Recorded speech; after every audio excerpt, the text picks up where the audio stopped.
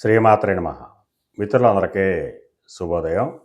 ఈరోజు శ్రీ విశ్వావసునామ సంవత్సర పాల్గొన శుద్ధ చవితి శనివారం. ఈరోజు రేవతి నక్షత్రం. ఈరోజు ఫిబ్రవరి 21, 2026 తేదీ శనివారం. ఈరోజు దుర్ముహూర్తం ఉదయం 6:29 లగైతు 8:01 వరకు ఉంది. వజ్యం ఉదయం 8:51 లగైతు 10:23 వరకు కూడా వజ్యం ఇవ్వడం జరిగింది. ఈరోజు పంచాంగరీత్యా ఈ రకమైనటువంటి ఫలితాలు గోచరిస్తున్నాయి.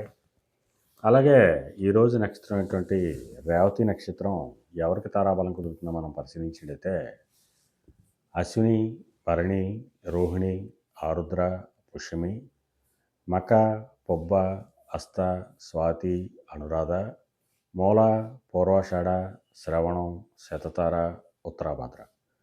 ఈ నక్షత్రంలో జన్మించిన మన మిత్రులందరికీ కూడా ఈరోజు నక్షత్రం అయినటువంటి రేవతి అనుకూలంగా ఉంటుంది. అందువలన ఇప్పుడు చెప్పుకున్నటువంటి నక్షత్ర జాతకులందరికీ ఈరోజు శుభకరంగా ఉండే అవకాశం ఉంది.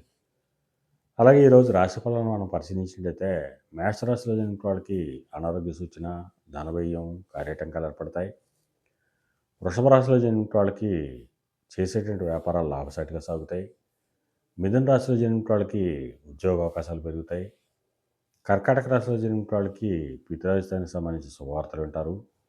సింహరాశిలో జన్మించిన వాళ్ళకి అనారోగ్య సూచన, ధనవ్యయం, కార్యటంకాలు ఏర్పడతాయి. కన్యారాశిలో జన్మించిన వాళ్ళకి కళత్రపూర్వక ధనలాభం కలుగుతుంది. తులారాశిలో జన్మించిన వాళ్ళకి శత్రుభయం కలుగుతుంది. వృశ్చిక రాశిలో జన్మించిన వాళ్ళకి సంతానానికి సంబంధించిన శుభవార్తలు వింటారు. ధనురాశిలో జన్మించిన వాళ్ళకి ఆకస్మిక ప్రయాణాలు చేయాల్సిన అవసరం ఉంటుంది. మకర రాశిలో జన్మించిన వాళ్ళకి పరాక్రమంతో ఆదాయాలు ఏర్పడతాయి. కుంభరాశిలో జన్మించిన వాళ్ళకి ధనాదాయం వృద్ధి చెందుతుంది. మేన రాశిలో జన్మించిన వాళ్ళకి ఆరోగ్యం చేకూరుతుంది. ఈరోజు ద్వాదశ రాశి ఫలితాలు ఈ రకంగా తెలియజేయడం జరిగింది. అలాగే ఈరోజు ఫైనాన్స్ రంగంలో ఉన్న వాళ్ళకి కానీ, బ్యాంకింగ్ రంగంలో ఉన్న వాళ్ళకి కానీ, మొదలైనటువంటి వస్తువులు విక్రయాలు చేసిన వాళ్ళకి కానీ, పాండిత్యం చే ధనార్జన చేసిన వాళ్ళకి కానీ, అనగా పండితులకు కానీ, లాయర్లకు కానీ, లేఖర్లకు కానీ, ఆడిటర్లకు కానీ, విలేకరులకు కానీ ఈరోజు మిక్కిలి శుభదాయకంగానో లాభదాయకంగా ఉండే అవకాశం ఉంది. ఈరోజు పంచాంగరీత్యా ఈ రకమైనటువంటి ఫలితాలు గోచరిస్తున్నాయి.